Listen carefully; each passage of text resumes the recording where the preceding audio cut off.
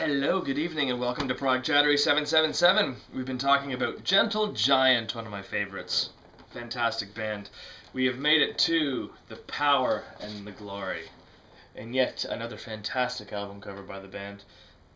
Very stately, very serious.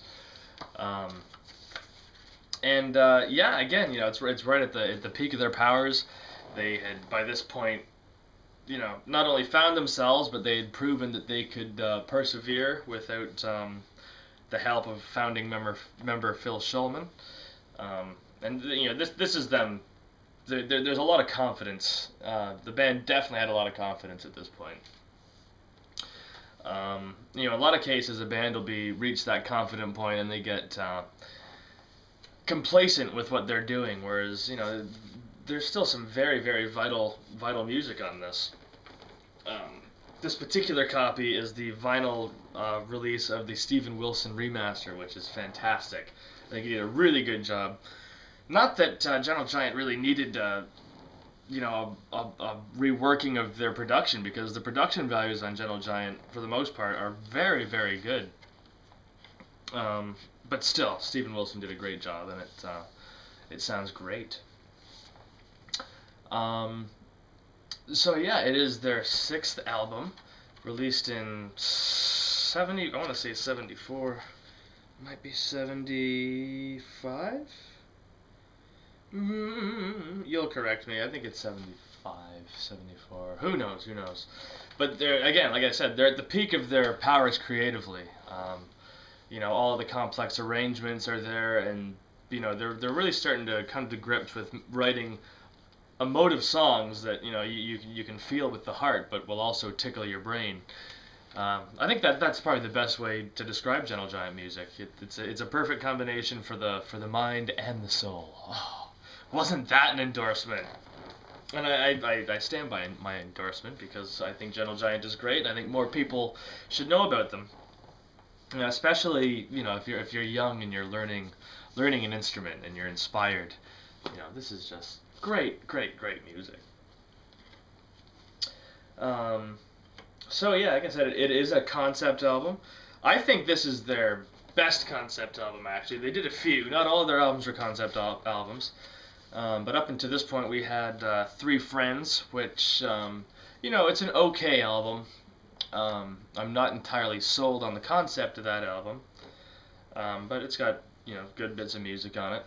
The other concept album was the album previous to this one, In a Glass House, which I don't understand the concept whatsoever. I think that's a very good album, but the concept bit is kind of beyond me. And we get The Power and the Glory, which I think they found the right concept to deal with. I mean, it's talking about power and corruption, and each one of the songs kind of illustrates a different step of the corruption of an otherwise just the system of power and the cycle of power and all that. And it's like I said, it's great. They also they do the Genesis thing where we get a reprise of the first song at the end of the album, so it's all kind of tied together really nicely. And musically as well, like one of my criticisms with Three Friends, I think the music suffered very slightly on Three Friends because the band was preoccupied with doing the concept. The music did not suffer on this. The music on this, like I said, it is Gentle Giant at their peak. They're playing well and they're writing well. The system of Shulman, Manier, that was the writing, composing system that they had, and that was doing very good things at this point. And what you get is a classic album. So let's talk about it, shall we? Side one, we get Proclaimation, very famous Gentle Giant track. I guess there's that complacency thing a little bit, talking about how, once a band's really confident, they get complacent. Even though like I said, it's still musically really good, and it's still the band at the peak of their powers, but they really had a good idea of exactly what it was they were trying to do, you know what I mean? So it feels a little less exploratory, maybe a little less original, like the Hocketing and the interaction and whatnot. But again, it's set to a really, really funky groove, and John Weathers' drumming really, really came to shape the sound of Gentle Giant, and it was a lot different from those earlier albums.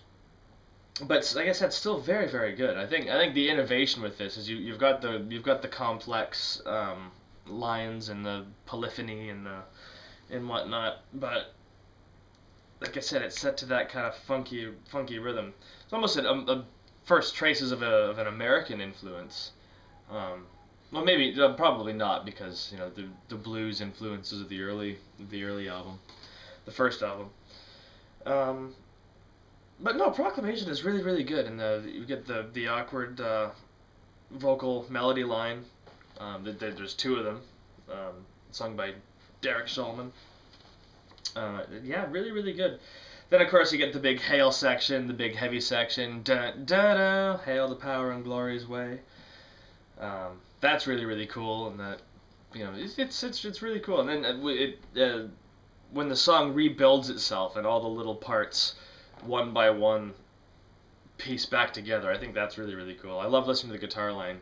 He slides up. Cool. And then the song fades out, and we get to "So Sincere," which is one of the weirdest songs that they ever did. When they performed this live, it turned into a big drum solo. They always had the big drum solo where all the members would gather together and have a percussive bash. But really cool instrumentation. It opens with saxophone, cello or double bass, and a plucked violin. So it's this bizarre kind of construction of sounds. And it's weird syncopated rhythm that could be it could be any time signature, and you don't really confirm it until the drums come in, where you realize the dot dot dot dot dot dot dot dot. When the drums come in, you realize those are triplets. Da da da da da da da. Which is, again, these are the little cool musical things that are found in Gentle Giant music. So Sincere is sung by Kerry Minnear. He does a very good job on it. And the chorus, it's just insane. It's a moment of absolute cacophony. There's so many different parts, and it's wonderful. It's just an explosion of musicality, but it's organized, and they all wrap it up at the right time. And there's a crazy guitar part too, just for dan dan dan dan dan dan. Really, really cool stuff. Classic Gentle Giant track. We move on to Aspirations. This is the toned down song, and I think it's a classic Gentle Giant track. I really do. It kind of has that American bluesy influence. It's led by the keyboards. It's sung by Kerry, and delivers a really, really good performance. Some nice, tasteful acoustic guitar stuff. It kind of has the odd syncopated rhythms here and there, but it's very, very subdued, and it's one of the rare examples of. It's going to sound critical, but it really isn't, because Gentle Giant was basically a composer's band. You had three really good composers that were putting together all of the songs, and the vocals and the lyrics they came afterwards, and they were just kind of placed in the puzzle. They were more that than songwriters. I think Aspirations on this album is a really good example of just a very, very nicely written song. They could have pulled it off as songwriters, but they did Gentle Giant music, and we like that. So on with the complex stuff. We get to track 4, which is Playing the Game. This is a fantastic song. I'm not really talking about the concept, am I? It doesn't matter. Like I said, each song is like a different aspect of power and corruption. Blah blah blah. Anyway, playing the game. I've never been a huge fan of this song, to be honest. It's unique in that it has the shellberry on it, which is an instrument that the Shulmans made up. It's like a 1 or 2 stringed instrument that does that kind of ding ding ding ding. It's got the Gentle Giant trademarks, the syncopated rhythms, the kind of hatching where the instruments kind of bouncing off of each other, and that. Got a nice middle section with Kerry, very atmospheric. you know, it's good. It's a good Gentle Giant song, but it's never been my favorite on the album. Probably my least favorite, possibly on the album. Yeah, but it's good. Like I said, I'm not knocking it. We flip the album over. We get to side two and Cogs and Cogs. Now this is a song I really really like. This is probably the highest energy thing that Gentle Giant ever did. Arguably, maybe not. There's some stuff that came later. Um, but it's just absolutely mad, and the way that John Weathers manages to hold it all together, especially in some of the real crazy bits, um, it's just fantastic. You know, the fact that each member is doing all of these different lines that are so, they're related to one another, but also totally, the rhythms are bouncing off of each other. It's amazing how they land everything so tightly. It's with Gentle Giant, it's not here's the soloist does the crazy solo. It's more here's the whole band working together, and I mean these are phenomenally talented musicians. They showed it off in a different way, and I'm not even sure if it's showing off because even though it is complex and there is these elaborate arrangements, it's still emotive. Cogs and Cogs maybe less so because it is so crazy, but it's also a great rocker. It's got that rock and roll energy. Then there's a section in Cogs and Cogs where the vocal melodies, I mean the time signatures are just ridiculously different, and it takes up probably like a minute or so of the song, and the song's only 3 minutes, so they say a third of the song is this vocal thing between two voices, and the time signatures are so far apart that they actually only meet up once in that whole like minute of polyrhythmic vocal interestingness. I hope that made sense. I'm sure it did, but maybe it didn't, and if it didn't, I apologize. Moving on, second song on side two, No God's a Man. This is the nice acoustic number. Not at all simplified. I mean, it's got all of the typical complex arrangements to it. Really nice vocal ensemble where you just kind of get a big wash of 3 or 4 voices all at once, and then they kind of slowly drop off, and the guitar line do kind of sneaks in afterwards. I mean, it's just so musical. That's how I describe Gentle Giant. They're so musical. No God's a Man is a fantastic piece. Highlight of the album. Is it a highlight? It's almost a highlight. Cogs and Cogs is a highlight. Proclamation / Valedictory is a highlight. So Sincere is a highlight. Aspiration. I end up saying they're all highlights, don't I? It's because it's all good. Anyways, track 3 of side 2 is The Face. This is the big violin song. Ray Shulman gets to do his violin thing. And it's fantastic. It kind of has the intro, verse, chorus, solo, verse, chorus, outro kind of a thing. But it's a really, really cool song. And again, terrific performances, very fast-paced and frantic, but with all the complex arrangements and that. Great violin solo, stroke guitar solo. Gary Green has his little moment. And it's actually fun. There's a moment in The Face where when they come back from the big solo section, they're actually very slightly out of time. I think they recorded this album all live off the floor pretty well, and if you really listen to it, you can tell that they're off, and they kind of compensate and they manage to fix it. But I mean, again, the energy of the take just must have been so good. Or they only had so many takes back in those days, right? Because it would have gotten expensive. But The Face is really good. Like I said, violin showcase, high energy, great guitar solo in it. Yeah, good for The Face. Good song.